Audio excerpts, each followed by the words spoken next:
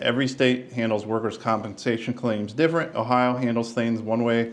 And so in this injury happened in Virginia, and what ended up happening was there was a student assistant, and over a period of 11 days in September of 2021, this individual testified that he was kicked in the knee, in both knees, 20 to 25 times.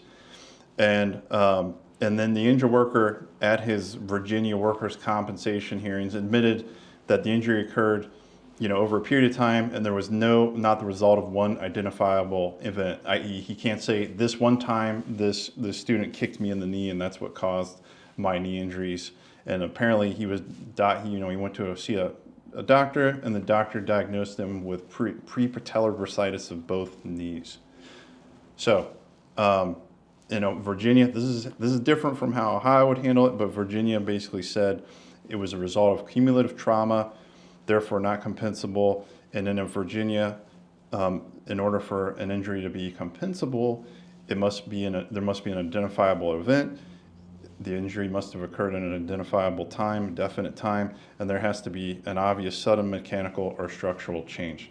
So if this happened in Ohio, if there was a worker who was kicked, 20, 25 times over an 11-day period,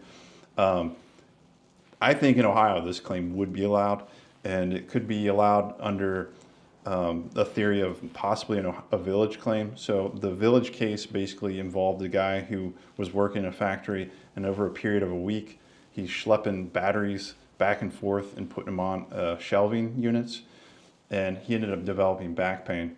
And he couldn't identify precisely when he developed back pain. He couldn't identify like an actual precise he lifted up this battery and that battery caused his back issues. So the court, he alleged, hey, it happened over this period of time and I was doing this activity, and the court allowed it. So in Ohio, I think this guy would have a compensable workers' comp claim, because it happened over a period of 11 days. He doesn't know which kick of the knee, or possibly all the kicks of the knees, contributed to his injury, but he just knew that it didn't happen anywhere else. It happened at work, and this is what caused his knee injury. So I think in Ohio this would be a compensable workers' comp claim, and also I think in Ohio the Industrial Commission, the courts, would be sympathetic to a student assistant getting kicked by the student. So that's how Ohio treats things versus how Virginia treats things.